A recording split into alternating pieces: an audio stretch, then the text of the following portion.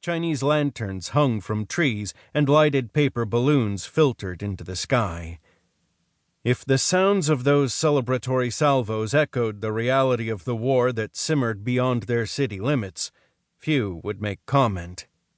Instead, most Washingtonians preferred to focus on remembering the independence of their nation, rather than the secessionists that threatened to destroy the very Union they celebrated. Ignoring the colorful pyrotechnics bursting in the sky above, Piney Tufts hurried down 7th Street. The Willard Hotel, where all the rich and powerful tended to stay, was just here, and the Capitol loomed in the distance, down 7th and along Penn Avenue to the east. He didn't think he'd been followed from when he left home, but he needed to be certain, so he adjusted the hat down low over his brow and swerved toward the doorway of the fancy hotel to go around its block, just in case he was followed. "Evening, sir," said the elderly doorman at the Willard as he did his job with a flourish. His gloves were startlingly white in the yellowish gaslight, and his posture was perfectly erect. He didn't even look up as one of the fireworks exploded above them with a loud boom. Piney kept his face averted even as he waved to the doorman.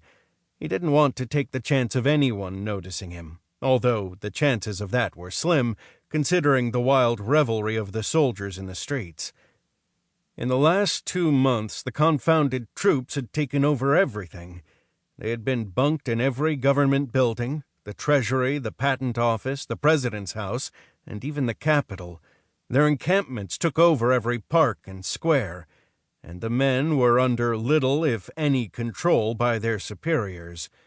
They conducted target practice wherever and whenever they wanted, and the altercations between them and Southern sympathizers were growing more and more common.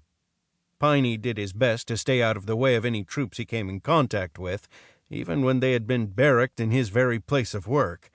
He kept his head down and focused on his work at the Patent Office, and that kept him out of trouble.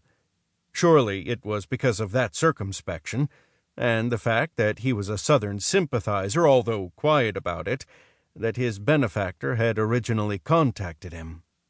At first, Piney believed he was helping his rebellious brethren when the task had been set before him. But then one of the deliveries he'd picked up had torn open, and he saw what was inside. And then everything changed. He decided everything would change. And now, tonight, he was in charge. He was in control. And soon, he'd be getting a share of it all instead of the pittance his benefactor had promised him. He drew in a deep breath, stuffing down the nerves that threatened to upset his stomach. He was being very careful. He knew what he was doing. Pine Bar Tufts was no fool. The white Capitol building, which was his destination, reflected all the reds, blues, and greens from the fireworks dancing in the sky above it. The new dome was only half finished, and the mast of the massive crane being used to hoist the pieces into place jutted straight into the sky from inside the circular structure, rising far above the height of the construction.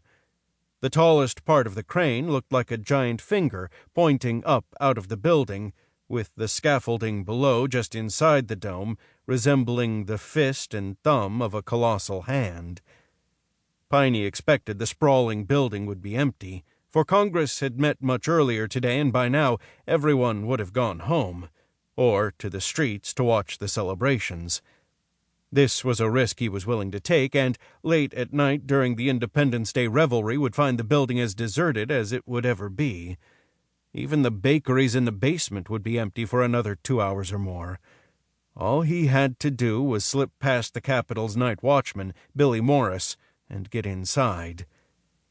As he approached the elegant white building, which had just been extended to twice its width by new wings on the south and north ends, Piney made his way around the massive pieces of steel and blocks of marble that sat on the grounds. They'd been untouched for months, right after the firing at Fort Sumter, but work had begun once more. He paused at the top of the wide expanse of steps that led to the portico of the new Senate wing, using a shadow from the base of an unfinished column to hide. Had he heard something?